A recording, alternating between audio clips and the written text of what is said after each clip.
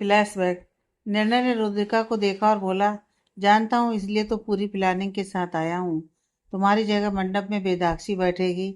यह सुनकर रुद्रा और ज्यादा हैरान थी। वह हैरानी से उसे देखने लगी। उसे यकीन नहीं हो रहा था कि आदमी ऐसी प्लानिंग भी कर सकता है। उसने हैरानी से कहा, नहीं, बिल्कुल नहीं। मैं बेदाक्षी की जिंदगी के साथ कोई खिलवाड़ नहीं करूंगी। निर्णय ने उसे समझाते हुए कहा, तुम्हारी बहन की जिंदगी के साथ कोई खिलवाड़ नहीं हो रहा है रुद्रा, लेकिन अगर यह शादी हो गई तो तुम्हारी जिंदगी के साथ खिलवाड़ जरूर हो जाएगा, और साथ ही मेरे भाई की भी। और मैं अपनी लाइफ की, दोनों ही इम्पोर्टेंट लोगों की लाइफ खराब होते हुए बिल्कुल नहीं देख सकता। रुद्रिका ने उसे घूरा और बोली, सुबह तक तो तुम सबको साफ साफ मना करके गए थे। अचानक से दिमाग कहाँ से लेकर आए हो? अचानक से तुम्हें बड़ी फिक्र होने लग गई कि तुम्हें किसी की लाइफ खराब नहीं करनी। निर्णय ने उसे लाचारी से देखा और बोला, तुम समझ क्यों नहीं रही हो रुद्रा? देखो, पहली बात, मान बहुत अच्छा लड़का है, और दूसरी बात, वेदाक्षी की शादी नहीं होगी।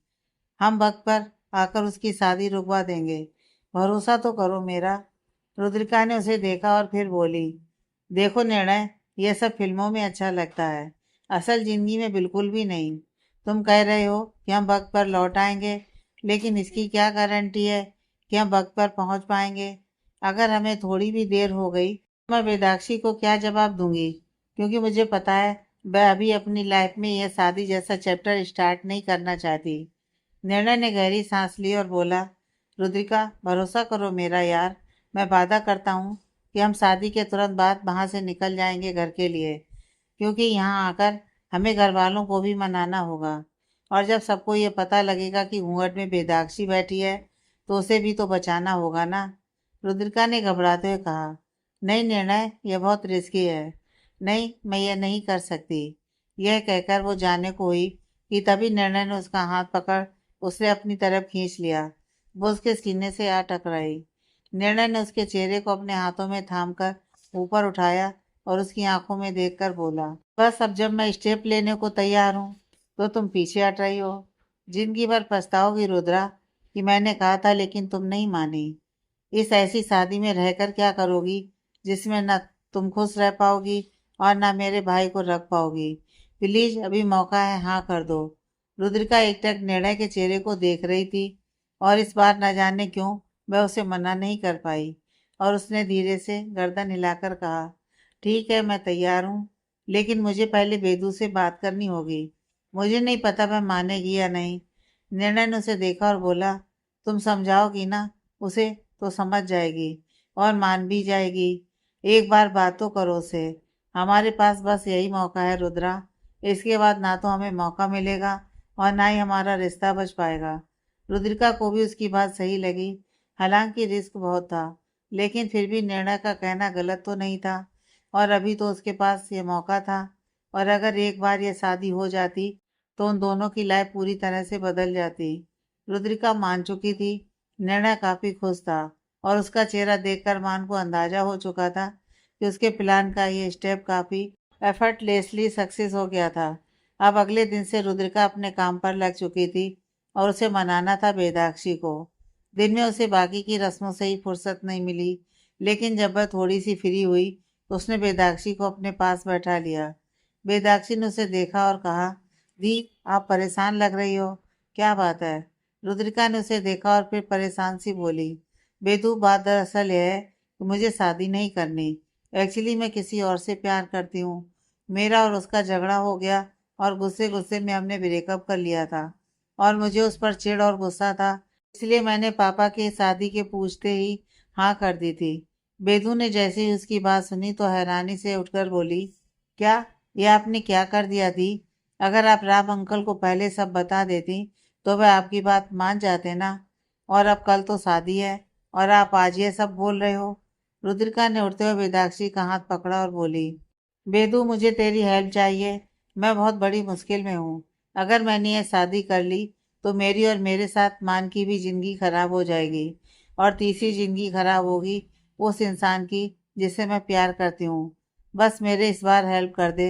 मैं तेरा एहसान कभी नहीं भूलूंगी। बेदाक्षी ने उसे इस तरह देखा तो हिचकिचाकर बोली, आखिर आखिर करना क्या है दी? आप क्या करना चाहते हो? रुद्रा ने उसे देखा और बोली, बस मेरी जगह मंडप में बैठ जाओ। ये सुनते ही बेदागी जल्दी से अपने हाथ उसके हाथ से खींच लिया और बोली, बिल्कुल नहीं, मैं शादी नहीं करूंगी। मुझे अभी शादी नहीं करनी। रुद्रा ने उसे समझाते हुए कहा, वेदु अभी तेरी शादी नहीं हो रही है। बस तुझे इतनी देर के लिए मंडप में बैठना है जितनी देर में मैं और निर्णय जाकर मंदिर से शादी करके ना जाएं। मैं वादा करता हूँ कि वक्त पर पहुंचकर तेरी शादी रुकवा दूंगी।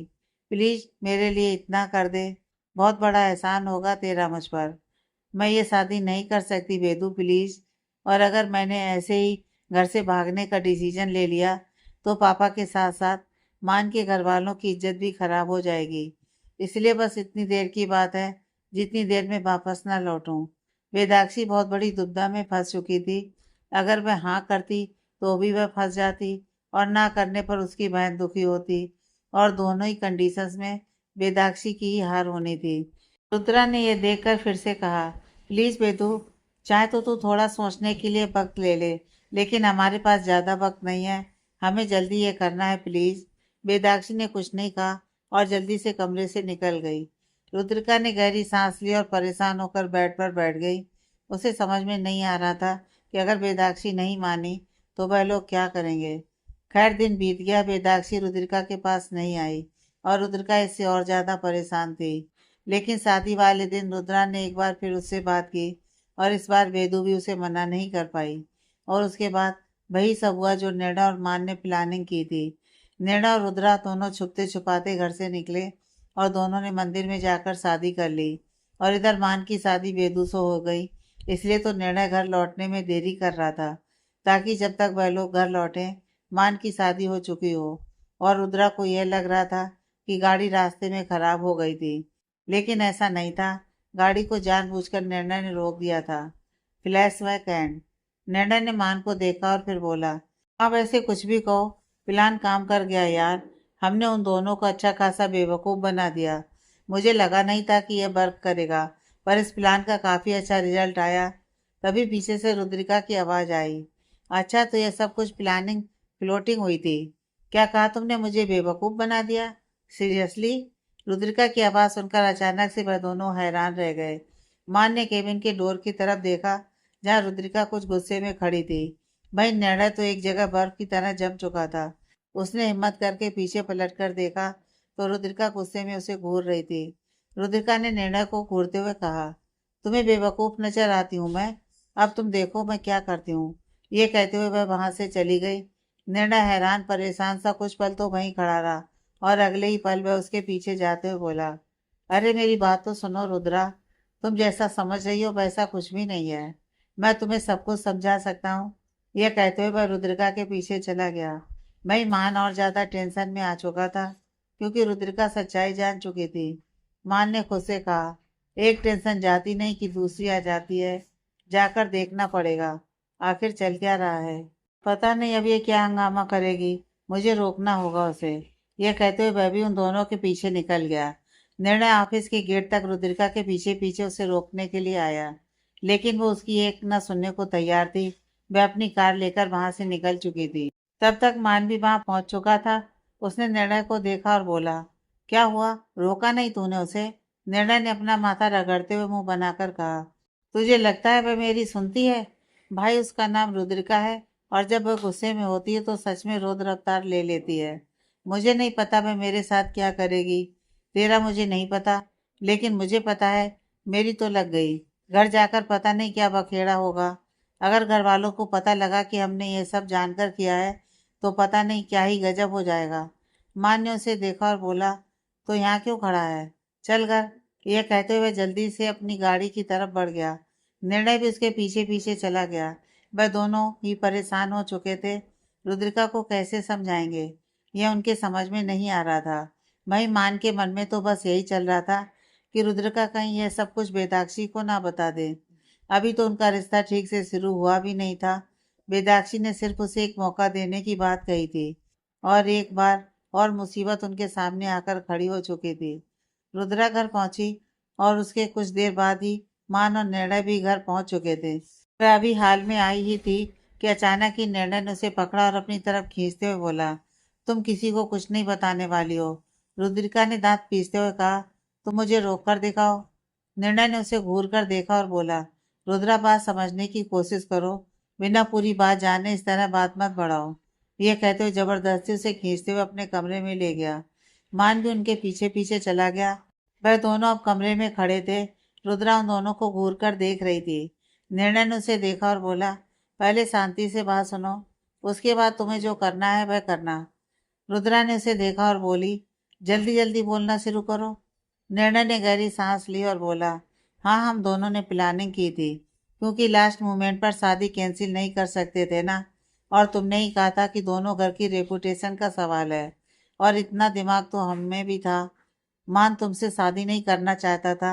वजह यह है कि वह बेदू को शुरू से पसंद करता था। इसी वजह से हम दोनों ने मिलकर ये प्लानिंग की। रुद्रिका ने उन दोनों को देखा, फिर निर्णय को घूरते हुए बोली, दोनों का क्या मतलब है? सीधे सीधे कहो कि यह सब कुछ तुम्हारी प्लानिंग थी। मान तो बिल्कुल भी ऐसा नहीं कर सकता। वह बहुत सीधा और समझदार इंसान है, समझे तुम? यह सारी खुरापाती आइडिया और फालतू की प्लानिंग प्लाटिंग करना तुम्हारा काम है। उसकी बात सुनकर निर्णय हैरानी से रुद्रिका की तरफ देख रहा था। उसकी पत्नी उस पर भरोसा ही नहीं कर रही थी। भाई मान खुद हैरान था। उसने सारी बातें सुनी नहीं थी, तो फिर वह ऐसा क्यों बोल रही थी? तभी उसकी नज़र निर्णय पर गई, जो हक्का बक्का खड़ा अपनी पत्नी को देख रहा था। मान को उसकी हालत पर हंसी आई, और वह अपनी हंसी कंट्रोल भी नहीं कर पाया। वह अचानक हंसने लगा, तो निर्णय ने उसे घूर कर खा जाने वाली नजरों से देखा। रुद्रा उसे कंफ्यूजन में देख रही थी। माँ ने रुद्रिका को देखा और बोला, सीरियसली रुद्रा, तुम बहुत समझदार लड़की हो। मेरा भाई तो है ही बेवकूफ़। मैं कभी कभी सोचता हूँ कि इसकी किस्मत में तुम आ कैसे गई। रुद्रा ने कुछ भी नहीं कहा, लेकिन तभी निर्णय बोला, रुद्रा, तुम मेरी पत्नी हो, ऐसे में तो तुम्हें मुझ पर भरोसा होना चाहिए। मैं सच कह रहा हूँ, ये सारी की सारी प्लानिंग मानने की थी, मैंने नहीं। रुद्रा ने उसे घूरते हुए कहा, झूठ मत कहो, मैं तुम्हारी हरकतें जानती हूँ निर्णय। और दूसरी बात, आज तुम रूम में आने की भूल ही जाना। अगर तुम कमरे में आए ना, तो फिर देखना मैं क्या करती हूँ तुम्हारा। उसने निर्णय को आंख दिखाकर धमकाते हुए कहा। निर्णय हैरान था। वही मान को अब और ज्यादा हंसी आने लगी थी, लेकिन इस बार उसने अपनी हंसी कंट्रोल कर ली थी। निर्णय ने मान को घूरते हुए मन ही मन कहा, यह आदमी इतना इनोसेंट बन जाता है कि मैं फंस जाता हूँ, जबकि सारा किया धरा तो इसका है। निर्णय ने रुद्रिका को देखा और बोला, रुद्रा, मेरा भरोसा करो, मैंने कुछ भी नहीं किया है। सारी प्लानिंग इस मान के बच्चे ने की थी। मैंने तो सिर्फ उसे एग्जीक्यूट किया। यार, मेरी कोई गलती नहीं है। लेकिन रुद्रिका उसकी एक भी नहीं सुनने को तैयार थी। आखिर में मान को ही बीच बचाव में आना पड़ा। उसने रुद्रा को देखकर कहा, बस सच कह रहा है रुद्रा, सब कुछ मैंने किया है। रुद्रिका ने उसे देखा, लेकिन अगले ही पल चहक कर बोली, अरे हाँ, तो मुझे पहले बताना चाहिए था ना। मैं भी तुम लोगों का इस प्लानिंग में साथ देती। मुझे बेवजह इतनी टेंशन में रखा तुम दोनों ने। उसकी कही ये बात सुनकर मान और निर्णय दोनों हैरान रह गए। अब तक तो वह उनसे गुस्सा थी, और अब वह खुद कह रही थी कि वह भी उनकी इस प्लानिंग में साथ देती। आखिर कैसे, इतनी जल्दी वह बदल कैसे गई थी? अचानक से ही उसका इस तरह मन बदलना उन दोनों की समझ में नहीं आया। उन दोनों ने एक दूसरे को देखा और फिर रुद्रिका को। और निर्णय बोला, क्या मतलब है कि तुम हमारा साथ देती? तुम तो हमसे गुस्सा थी ना, क्योंकि हमने प्लानिंग करके शादी कर ली। रुद्रिका ने उसे देखा, फिर गहरी सांस लेकर आराम से बैठते हुए बोली, हाँ, पहले मैं गुस्सा थी, लेकिन अब मैंने सोचा इस बारे में। वैसे जो हुआ अच्छा ही हुआ। मुझे उस वक्त बेदाक्षी को वेदांत के चंगुल से छुड़वाना था। मुझे कोई रास्ता भी नहीं दिख रहा था, और उसी टाइम पर यह शादी वाला कांड हो गया। फिर जो भी हुआ अच्छा हुआ, लेकिन अगर मुझे पता होता तो मैं भी तुम लोगों का साथ देती। निर्णय ने गहरी सांस लेते हुए कहा, शुक्र है अब मुझे कमरे से बाहर नहीं सोना पड़ेगा। तुमसे ये किसने कहा? अचानक ही रुद्रिका ने अपने चेहरे का एक्सप्रेशन बदलते हुए कहा। निर्णय हैरान सा उसे देखने लगा, तो वो बोली, कमरे में आने का ख्याल दिमाग से निकाल दो। तुमने एक कदम भी अंदर रखा ना, तो कसम से मैंने तुम्हारी टांगे तोड़ देनी है। निर्णय ने उसे देखा और बोला, पर क्यों? तुम तो मान गई ना, तो अब क्यों? रुद्रिका ने उसे घूरते हुए कहा, तुमने मुझे बेवकूफ़ कहा।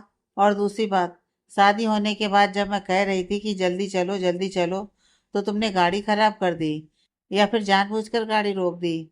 तुम्हारी हिम्मत कैसे हुई मुझसे झूठ बोलने की, मुझे बेवकूफ़ बनाने की, और यहाँ तक कि तुमने तो मुझे बेवकूफ़ बोल भी दिया था ना, इसलिए तुम कमरे में बिल्कुल नहीं सोओगे। आज की रात तुम टेरेस पर मच्छरों के साथ बिताओ। उसकी यह बात सुनकर बेचारा निर्णय मुंह फाड़े उसे देखने लगा, जबकि मान उसकी हालत पर इस बार जोर से हंस पड़ा। मान के हंसने पर निर्णय ने उसे घूर कर देखा और बोला, तुझे तो मैं छोड़ूंगा नहीं। इस बात का बदला तो मैं पक्का लूंगा तुझसे। तभी रुद्रिका ने कहा, गलती उसकी नहीं तुम्हारी है, इसलिए सजा तुम्हें मिल रही है, समझे?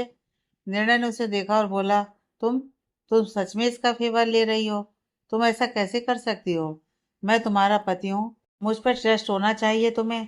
तुम्हें मेरी बात सुननी चाहिए। लेकिन तुम तो पूरी तरह से मान के फेवर में हो, जबकि सब कुछ किया धरा उसका है। सारी गलती उसकी है, फिर भी सजा मुझे मिल रही है। मान ने उसके गले में अपनी एक बांह लपेटते हुए कहा, वह क्या है ना बेटा, तेरी तरह मैंने अपनी बीवी को बेवकूफ़ बोलने की गलती नहीं की, वरना मेरा हश्र तो तुझसे भी बुरा होता, समझा? इसलिए यह तो तुझे बहुत सस्ते में छोड़ रही है। तो ज़्यादा नखरे करना छोड़ दे, क्योंकि अगर रुद्रिका की जगह बेदाक्षी होती तो मैं सोच भी नहीं सकता कि वह क्या अतरंगी पनिशमेंट लेकर आती। निर्णय ने उसे देखा और बोला, क्या सच में ऐसा है? मान ने उसे देखते हुए पलकें झपकाकर और गर्दन हिलाकर हामी भर दी। निर्णय ने गहरी सांस ली और बोला, तो मतलब अब मेरे पास और कोई ऑप्शन नहीं है? कोई नहीं, चलो आज रात मच्छरों के संगी बातें करके बिता लूंगा। ये कहते उसने छोटा सा मुंह बना लिया। रुद्रिका ने उन दोनों को देखा और बोली, चलो अब फ्रेश होकर नीचे चलते हैं, वरना पता लगा सब लोग कुछ और ही डाउट करने लगे, और फिर मैं नहीं चाहती कि ये बात किसी और के सामने आए। बेदू के सामने तो बिल्कुल भी नहीं। मान ने उसे देखा और बोला, बिल्कुल, बेदू को पता नहीं चलना चाहिए इन सब के बारे में। वह हंसते मुस्कुराती रहती है, लेकिन मन में अभी भी वेदांत के दूर जाने का गम है। उसका दिल टूटा है, लेकिन अपनी शरारतों के पीछे अपने दर्द को छुपाने की कोशिश में लगी रहती है। और इस वक्त अगर उसे फिर से कुछ पता लगा तो पता नहीं वह कैसे रिएक्ट करेगी। निर्णय ने मान को देखा और बोला, ध्यान रहे, तुमने कदम तो उठा लिया है मान, लेकिन कुछ गड़बड़ नहीं होनी चाहिए। मान ने उसे देखा और हाँ में गर्दन हिलाई। फिर बोला, चलो मैं अपने रूम में जा रहा हूँ। यह कहते हुए वह वहां से अपने कमरे की तरफ निकल गया। वह जब रूम में आया तो बेदाक्षी रूम में बैठी किसी फाइल को स्टडी कर रही थी। मान ने उसे देखा और बोला, क्या बात है, तुम क्या पढ़ने में बिजी हो? बेदाक्षी ने उसे देखा और फिर बोली, आज तो आप बड़ी जल्दी आ गए, काम नहीं था क्या कंपनी में? मान ने अपना कोट उतारकर टाई ढीली करते हुए कहा, नहीं, मन नहीं था काम करने का, इसलिए चला आया। बेदाक्षी की नज़र बस मान पर थी। उसके कोट उतारते ही मान की बॉडी पर वह फिटेड शर्ट साफ दिखने लगी थी। ऊपर से उसने अपने शर्ट के दो बटन खोल दिए थे और उसके गले में पड़ी वह ढीली सी टाई उसे काफी हॉट लुक दे रही थी। बेदू बस उसे ही देख रही थी कि तब तक मान ने अपने स्लीव्स भी फोल्ड कर लिए थे। अब तो बेदाक्षी को वो और भी ज्यादा सेडक्टिव लगने लगा था। सच में वह काफी ज्यादा अट्रैक्टिव और हैंडसम लग रहा था। मान के हाथों की वह मसल्स और वेंस साफ नजर आ रही थी। मान ने उसे देखा और बोला, तुम कहाँ खो गई? बेदू ने हड़बड़ाकर अपनी नजरें उससे हटाई और बोला, नहीं कुछ नहीं। मान ने कबर्ड की तरफ बढ़ते हुए बोला, तुम्हारी प्रैक्टिस कब से स्टार्ट हो रही है? बेदाक्षी की नजरें अब भी उस पर ही थीं। उसने कुछ देर से जवाब देते हुए कहा, वह तो वह कल या परसों से। चाचू ने बोला कि बता देंगे। मान ने अपनी टी शर्ट निकाली और उसकी तरफ पलटते हुए बोला, वैसे अच्छा ही है, घर पर बैठे बैठे बोर हो जाती हो, प्रैक्टिस के लिए जाओगी तो ज़्यादा सही रहेगा तुम्हारे लिए। बेदू ने कुछ नहीं कहा, वह बस मान को अभी भी देख रही थी। मान अपने कपड़े लेकर बाथरूम की तरफ बढ़ने को हुआ कि तभी बेदाक्षी ने अचानक ही कहा, तुम चेंज करने जा रहे हो? मान के कदम रुक गए और उसने पलटकर उसे देखा तो वो जल्दी से बोली, मेरा मतलब कि वो ये शर्ट तुम पर काफी अच्छी लग रही है। मान ने एक नज़र खुद की तरफ देखा और फिर उसकी तरफ देखते हुए बोला, लेकिन बेदू, ये मैं पूरे दिन पहनकर नहीं रह सकता ना, चेंज तो करना पड़ेगा। बेदू ने उसे देखा और फिर बोली, लेकिन क्या जरूरत है, अच्छी तो लग रही है और कंफर्टेबल भी तो है। मान के माथे पर थोड़ी सी सिलवटें पड़ी और उसने अपने कदम बेदाक्षी की तरफ बढ़ा दिए, लेकिन बेदाक्षी ने इस बात पर बिल्कुल भी ध्यान नहीं दिया। मान उसके करीब आया और उसकी कमर में अपनी बाहें लपेटकर उसे अपने करीब खींच लिया। बेदू हैरान से उसे देखने लगी कि तभी मान धीरे से बोला, क्या बात है, इतना गौर से देख रही हो? आज से पहले मुझे देखा नहीं क्या? यह शर्ट नॉर्मली मैं कभी भी पहनता हूँ। ऐसा भी क्या खास है इसमें? वेदाक्षी उसकी नज़रों से हड़बड़ा गई थी। उसने खुद को छुड़ाने की कोशिश करते हुए हकलाते हुए कहा, नहीं, ऐसा ऐसा कुछ भी नहीं है। वह तो बस मैंने यूं ही कह दिया था। सच में ये अच्छी लग रही थी। मान ने धीरे से अपने दूसरे हाथ से उसके चेहरे पर आए बालों को पीछे करते हुए कहा, सच में? वेदाक्षी ने मासूमियत से हाँ में गर्दन हिला दी। मान के होंठों पर एक मुस्कान आ गई और वह थोड़ा सा उसके करीब झुकने लगा। वेदाक्षी एक बार फिर घबराकर पीछे होने को हुई कि तभी उसके कान के पास उसे मान की गर्म सांसें महसूस हुई और वह वहीं जम गई। मान ने धीरे से कहा, ठीक है, नहीं कर रहा चेंज, बस तुम खुश रहो। लेकिन इसका मतलब यह नहीं है कि तुम मुझे इस तरह से ताड़ती ही रहो। उसकी बात सुनकर एक बार फिर बेदू हड़बड़ा गई थी। उसने मान को खुद से दूर धक्का दिया और बोली, ऐसा कुछ भी नहीं है। कुछ भी अपने दिमाग में ख्याल मत बनाओ। मान को उसकी शक्ल देख हंसी आ गई और वह हंसते हुए बोला, हाँ हाँ ठीक है, मैं समझ गया। कैसा क्या है, सब समझ गया। उसकी हरकतें बेदाक्षी को चिढ़ा रही थी। उसने मुंह बनाया और बोली, ज्यादा बोलोगे तो दांत तोड़ दूंगी। मान ने उसे देखा और फिर मुंह बनाकर बोला, ये क्या है बेदू? कभी सिर फोड़ दूंगी, कभी नोच दूंगी, कभी दांत तोड़ दूंगी। करना क्या चाहती हो? क्या तुम जंगली बिल्ली हो? बेदाक्षी ने उसे घूरा और उसकी तरफ लपकी। तभी मान ने उसके दोनों हाथ पकड़कर उसकी कमर के पीछे मोड़कर अपने हाथ में पकड़ लिया। बेदाक्षी खुद को छुड़ाने की कोशिश कर रही थी, लेकिन मान बिल्कुल नहीं छोड़ने वाला था। मान ने धीरे से उसके चेहरे पर फूंक मारी। बेदाक्षी ने अपनी आंखें बंद की कि तभी मान धीरे से बोला, वैसे जंगली बिल्ली नाम काफी प्यारा है। आज से मैं तुम्हें यही बुलाऊंगा। यह सुनते ही बेदाक्षी ने झट से आंखें खोली और घूर कर उसे देखने लगी। उसके चेहरे पर कुछ हैरानी भरे भाव थे। मान ने हंसते हुए कहा, क्या तुम किसी रोमांटिक मूवमेंट की उम्मीद में बैठी थी क्या? मैं भूला नहीं हूँ, वह फर्स्ट किस जिस पर तुमने मुझे थप्पड़ मारा था। तुम्हें क्या लगता है मैं फिर से वैसी कोई हरकत करूंगा? बिल्कुल नहीं। मरना थोड़ी है मुझे, वह भी अपनी जंगली बिल्ली के यहाँ तो। अभी तो मुझे अपनी जंगली बिल्ली के साथ पूरी लाइफ बितानी है। वह जानबूझकर उसे जंगली बिल्ली कहकर चिढ़ा रहा था और वेदांशी चिढ़ भी रही थी। उसने खुद को छुड़ाने की कोशिश करते हुए कहा, तुम्हें तुम्हें तो मैं बिल्कुल नहीं छोड़ूंगी। मुझे जंगली बिल्ली मत बुलाओ। मान ने मुस्कुराकर कहा, क्यों ना बोलूं? तुम भी तो मुझे खड़ूस कुमार, खड़ूस मान और पता नहीं क्या क्या बुलाती हो। मैं क्यों ना बुलाऊं? मैं तो बुलाऊंगा। और अब से तो मैं तुम्हें जंगली बिल्ली ही बुलाऊंगा। उसकी ये बात सुनकर बेदाक्षी उसे और ज्यादा घूरने लगी थी, लेकिन मान पर कोई असर नहीं पड़ा। लेकिन हाँ, मन ही मन तो मान भी जानता था कि उसे चढ़ाकर वह खुद को शेर की गुफा में धकेल रहा है, क्योंकि बेदू कब क्या कर दे यह कोई नहीं समझ सकता था। बेदू ने उसे घूरा और बोली, मैं तुम्हें छोड़ूंगी नहीं। मान ने तुरंत जवाब देते हुए कहा, मैं चाहता भी नहीं कि तुम कभी मुझे छोड़ो, क्योंकि मैं तो तुम्हें बिल्कुल नहीं छोड़ने वाला। उसकी यह बात सुनकर अचानक ही बेदाक्षी सांस पड़ गई, लेकिन अगले ही पल वह मुस्कुराकर बोली, मैं तुम्हारी चाची माँ से पिटाई करवा दूंगी। मान उसे अजीब तरह से देखने लगा तो वो हंसते हुए बोली, मेरी मम्मी ऐसे ही बोलती थी। जब भी पापा उन्हें परेशान करते थे तो वह हमेशा पापा को दादू या दादी के नाम की धमकी देती थी। और पता है कमाल की बात यह थी कि मेरे दादू दादी हमेशा मम्मी के फेवर में रहते थे। और सिर्फ दादू दादी ही नहीं, घर के सारे लोग। मुझे सच में उनकी बहुत याद आती है। कितने दिन हो गए मैं उनसे मिली नहीं। जब से दादू की तबीयत खराब हुई है, इसकी वजह से वह ज़्यादातर अब्रॉड रहते हैं और मैं यहाँ ठीक से मिल भी नहीं पाती। मान ने उसका चेहरा थाम कर धीरे से कहा, सच में बहुत याद आ रही है। बेदाक्षी ने मासूमियत से हाँ में गर्दन हिला दी।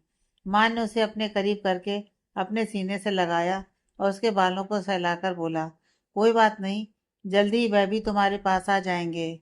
मान ने यह कहा ही था कि तभी वेदाक्षी का फोन बजा। वह दोनों अलग हुए और बेदू ने झट से अपना फोन उठाया। उस पर मम्मा नाम शो हो रहा था। बेदू ने चहकते हुए कॉल पे किया और बोली, मम्मा, मैं भी आपको याद कर रही थी। उधर से तनिष्ठा ने मुस्कुराकर कहा, हाँ तभी तो मैंने फोन किया। तुम्हारा और मेरा तो दिल का रिश्ता है।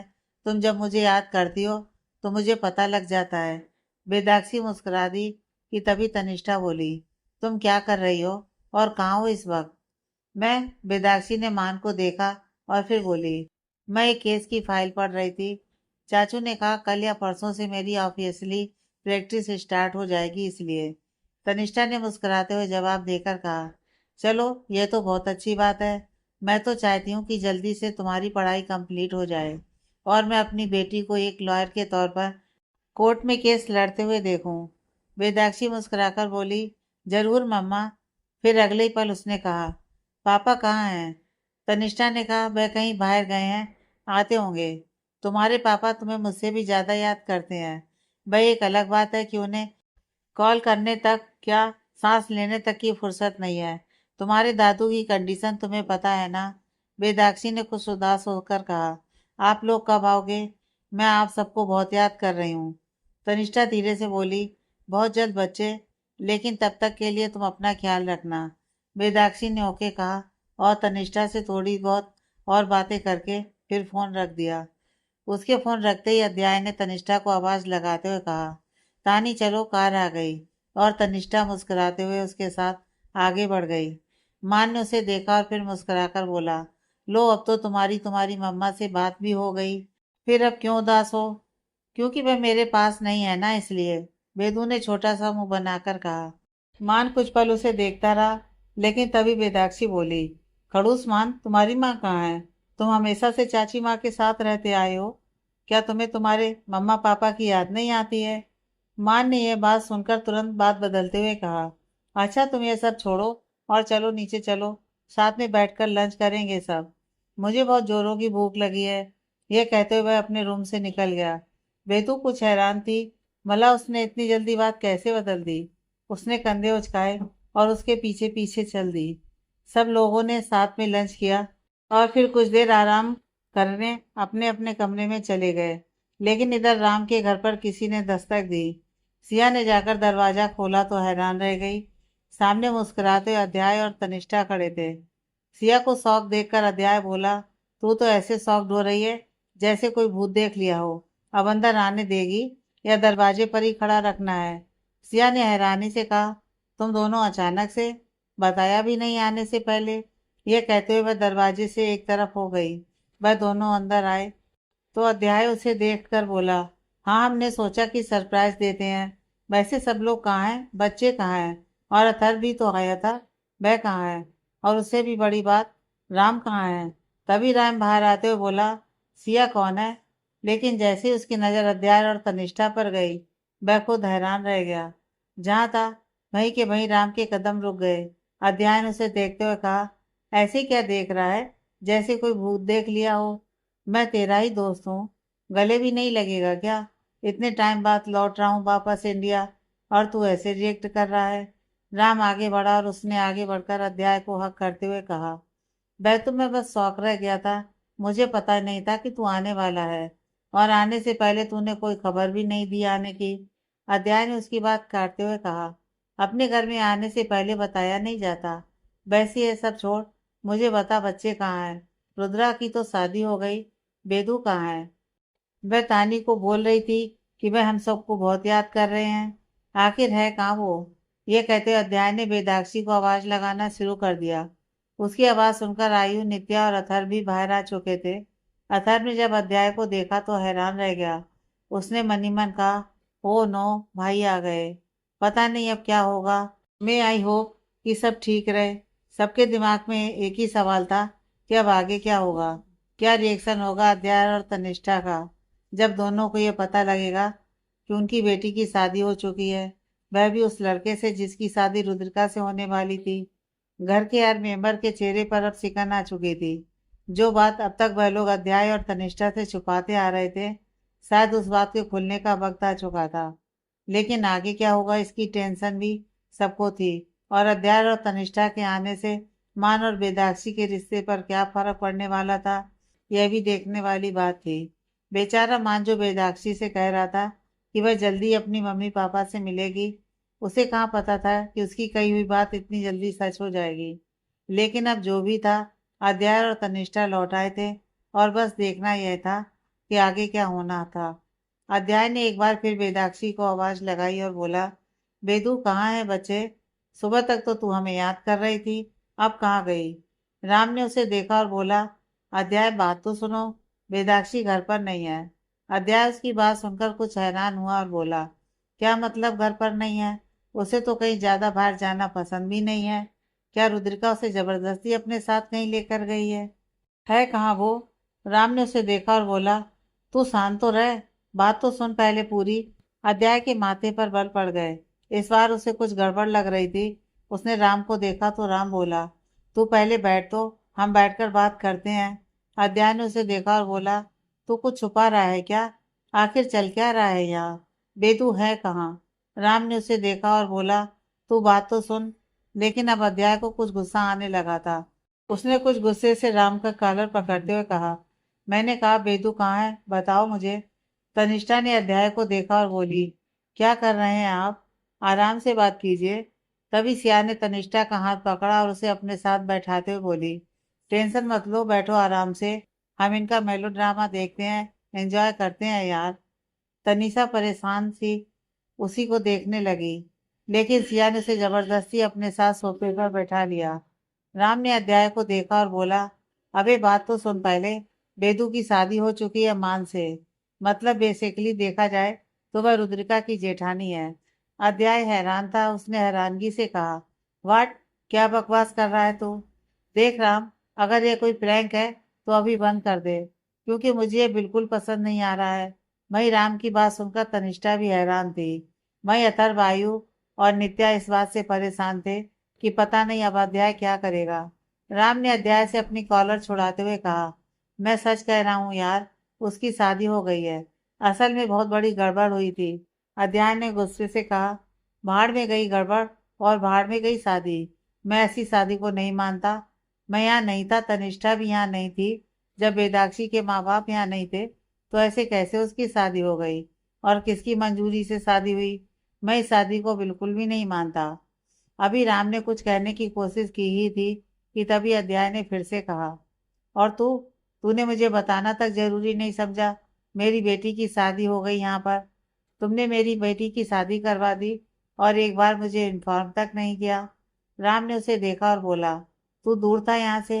ऐसे में मैं तुझे कुछ बताता तो तुझे और ज्यादा टेंशन होती, और तू आ नहीं पाता तो वैसे परेशान होता, इसलिए नहीं बताया।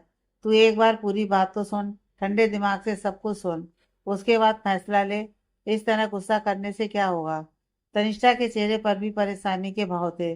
उसने सिया को सवालिया नजरों से देखा तो सिया ने पलके झपकाते हुए उसे कुछ देर शांत रहने का इशारा किया।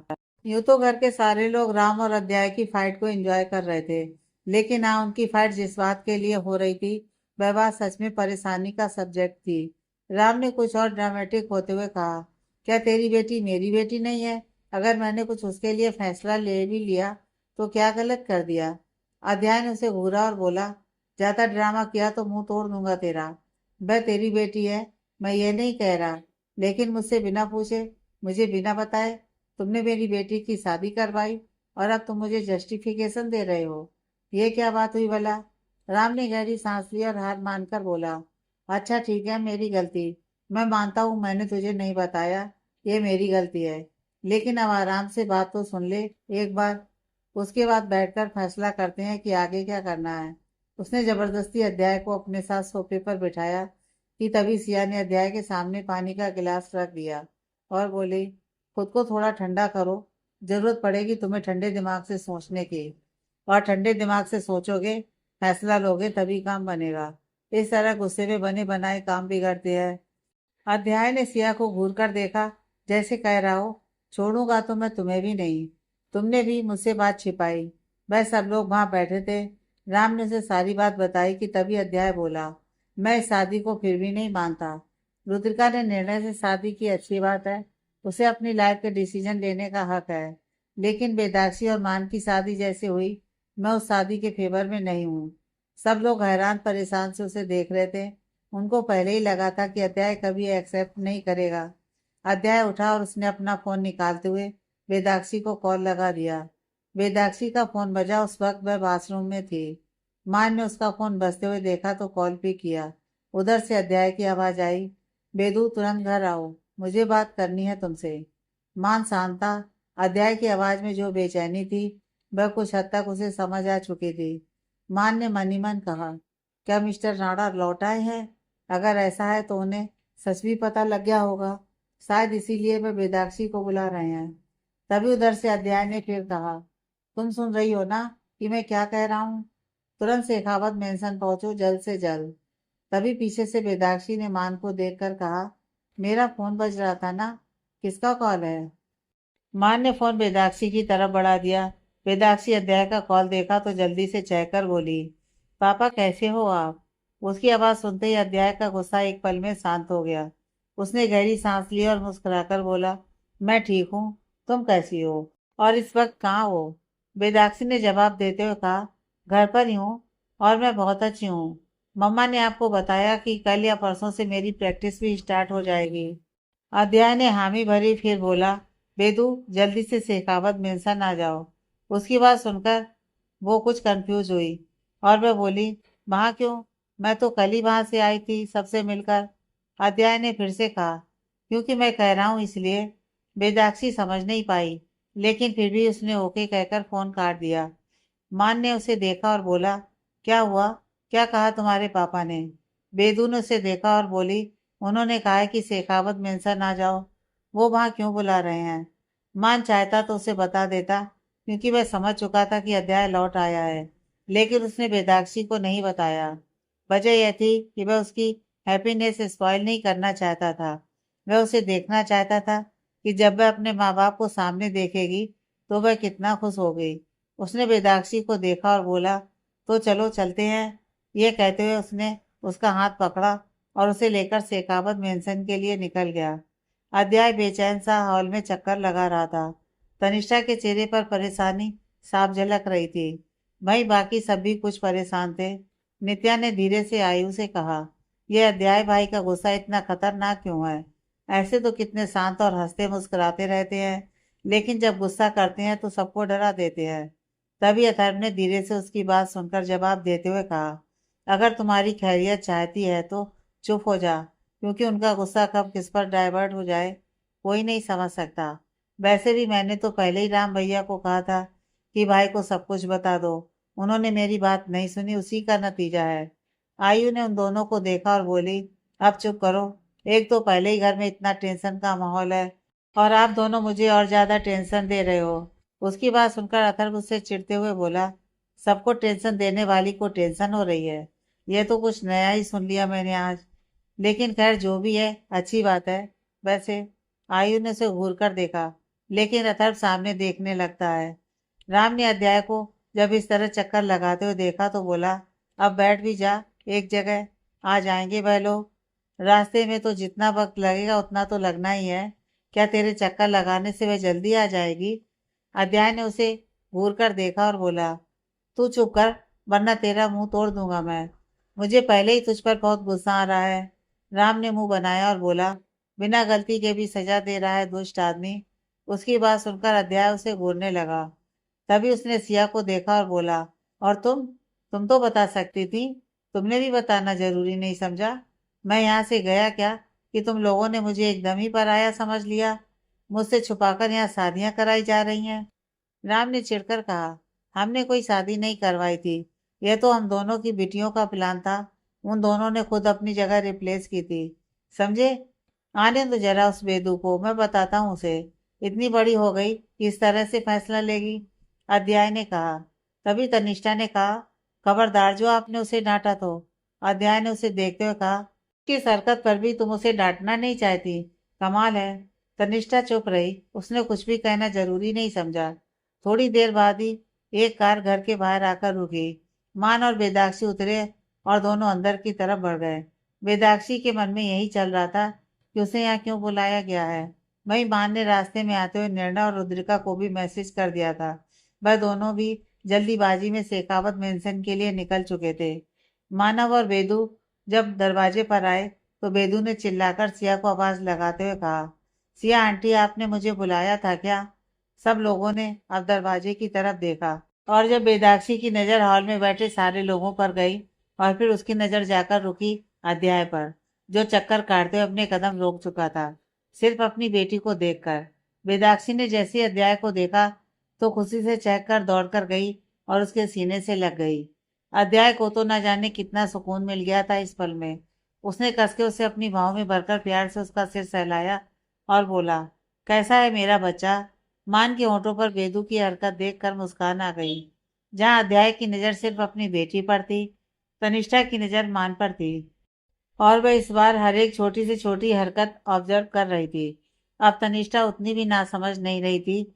आखिर उसकी बेटी की भी शादी हो चुकी थी, दुनियादारी देखी थी उसने भी। उसे न जाने क्यों मान में अध्याय की छवि नजर आई, और तनिष्ठा के होठों पर यह देखकर मुस्कान आ गई। दाक्षी ने उसे अलग होते हुए कहा, आप कब आए? आपने मुझे बताया नहीं आप आने वाले हो। मैं पहले ही यहाँ आ जाती, अगर मुझे पता होता तो। अध्याय ने उसके चेहरे को थामा और उसका माथा चूमकर बोला, सुबह तुम्हारी माँ ने जब फोन किया था, तब हम एयरपोर्ट से निकल रहे थे। तुमने कहा था तुम घर पर हो, इसलिए हम यहाँ सीधे घर पर ही आ गए, लेकिन तुम यहाँ थी ही नहीं। उसकी ये बात सुनते ही बेदाक्षी के होठों की मुस्कान सिमट गई। तभी तनिष्ठा ने कहा, वेदू मुझे नहीं मिलोगी? क्या सारा प्यार अपने पापा के लिए ही है? वेदाक्षी ने तनिष्ठा की तरफ देखा और मुस्कुराकर गई, और झट से उसके गले लगकर बोली, मम्मा, आपको तो मैंने बहुत ज्यादा मिस किया। तनिष्ठा ने मुस्कुराकर उसके सर को सहलाया और प्यार से उसका माथा चूमकर बोली, मैंने भी तुम्हें बहुत ज्यादा मिस किया। तभी अध्याय की नजर मान पर गई। मां ने उसे देखा तो मुस्कुराकर हाथ जोड़कर प्रणाम कर लिया। अध्याय ने कोई रिएक्ट नहीं किया, वह बस मान को घूर रहा था, और मान समझ भी रहा था कि यहाँ क्या चल रहा है। तभी मान की नजर अथर्व पर गई, और अथर्व भी उसे घूर रहा था। मान ने मन ही मन कहा, हे भगवान, क्या एक इंसान कम था मुझे घूरने के लिए, जब मेरे ससुर जी भी मुझे घूरने में लगे हुए हैं। अध्याय ने बात आगे बढ़ाते हुए कहा, बेदू, मैंने कुछ पूछा तुमसे? तुम कहाँ थी? तुमने कहा था तुम घर पर ही हो। बेदाक्षी ने हिचकिचाते हुए कहा, पापा वो। तभी अध्याय ने कहा, अगर तुम्हारे दिमाग में शादी को लेकर कोई फितूर चल रहा है तो उसे अभी निकाल दो, क्योंकि मैं इस शादी को नहीं मानता। यह कहते हुए उनकी नजर अभी भी मान पर थी। मान हैरान होकर अध्याय को देखने लगा। तभी अध्याय ने आगे कहा, यह शादी शादी है ही नहीं, क्योंकि किसी को नहीं पता था कि घूंघट की आड़ में रुद्रा नहीं वेदू है, इसलिए बेदाक्षी की शादी कभी हुई ही नहीं। मान ने समझाने की कोशिश करते हुए कहा, मिस्टर राणा आप।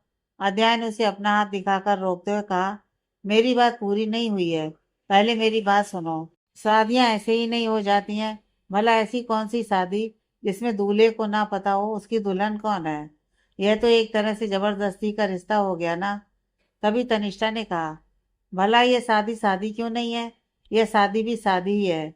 अध्याय अध्याय ने तनिष्ठा को घूरा तो वो बोली, क्या आप हमारी शादी भूल चुके हैं? मैं भी तो एक सब्स्टिट्यूट ब्राइड बनी थी। क्या आप वह टाइम भूल चुके हैं? अध्याय ने तनिष्ठा को घूरते हुए कहा, उस टाइम सिचुएशन अलग थी तानी, और हमने उस रिश्ते को संभाल लिया था, तो ये दोनों भी संभाल लेंगे, तनिष्ठा ने कहा। मां ने राहत की सांस ली, और कि कम से कम उसकी सास तो उसके खिलाफ नहीं थी। अध्याय ने फिर से कहा, तानी तुम ये गलत कर रही हो। तनिष्ठा ने उसे देख मुस्कुराकर कहा, जब हमारी शादी को एक मौका मिल सकता है तो उनकी शादी को क्यों नहीं? आपने मुझे संभाल लिया था। मैं भी तो बेदाक्षी के जैसे ही थी, जिसे न दीन दुनिया की खबर थी और ना ही कोई आइडिया था कि लाइफ में क्या कुछ होता है। लेकिन आप थे ना, आपने मुझे संभाला था। मान भी संभाल लेगा बेदाक्षी को, आप माने या ना माने। जहाँ उस टाइम पर हम खड़े थे, आज ये दोनों उस जगह खड़े हैं। मान ने हिम्मत करते हुए कहा, प्लीज मिस्टर राणा, एक बार आप हमारा पॉइंट ऑफ व्यू भी तो सुनिए। अध्याय ने उसे घूरा और फिर तनिष्ठा को देखकर बोला, अगर कुछ गलत हुआ तो मैं सहन नहीं करूंगा। यह बोल वह गुस्से से वहां से चला गया। तनिष्ठा और बेदू उसे आवाज देती रह गईं, लेकिन अध्याय कहाँ सुनने वाला था। राम ने उसे जाते देखा और मुंह बनाकर बोला, यह फिर से उस कमरे को अपना कोप भवन बनाने वाला है। मुझे समझ में नहीं आता इस आदमी का दिमाग इतना गर्म क्यों रहता है। उसकी यह बात सुनकर सब लोग उसे ही देखने लगे थे। राम ने उन सबको देखा और बोला, मुझे ऐसे देखना बंद करो, मैं सच कह रहा हूँ। थोड़ी देर बाद देख लेना, उस कमरे में जाने से भी डर लगेगा। दुष्ट आदमी या तो गुस्सा करता नहीं, और करता है तो ऐसा करता है कि संभाले संभाला नहीं जाता है। तभी अथर्व ने उसे ताना मारते हुए कहा, आपकी गलती है। मैंने तो पहले ही कहा था कि भैया को सब कुछ बता दो। अगर पहले से पता होता तो इतना बखेड़ा नहीं खड़ा होता। उसकी बात सुनकर राम उसे घूरने लगा। जब अथर्व ने राम को खुद की तरफ घूरते हुए पाया तो कंधे उचकाकर बोला, मुझे ऐसे घूरने से कुछ नहीं होने वाला भाई, मैं सच कह रहा हूँ। अगर भाई को पहले पता होता ना, या फिर आपने उन्हें पहले बता दिया होता, तो इतना सब कुछ नहीं होता।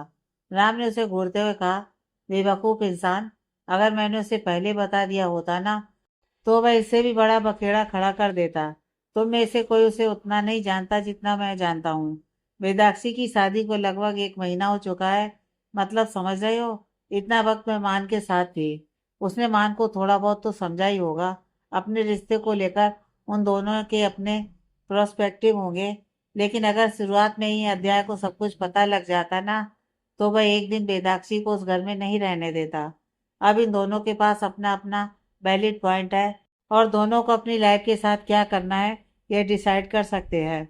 उस पर तनिष्ठा को देखकर तो मुझे 100% यकीन है कि वह अपनी बेटी और दामाद की साइड है। यह कहते हुए राम ने तनिष्ठा को देखा तो वो बोली, मेरे इन दोनों की साइड होने से क्या होगा भैया? उनको जानते हो ना, कितना गुस्सा करके गए हैं। मैं कभी कभी सोचती हूँ इस आदमी को मैं अब तक नहीं समझ पाई।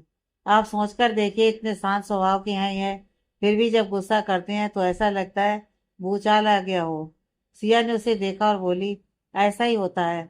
जो इंसान जितना शांत होता है, जब उसे गुस्सा आता है तो ऐसा ही होता है।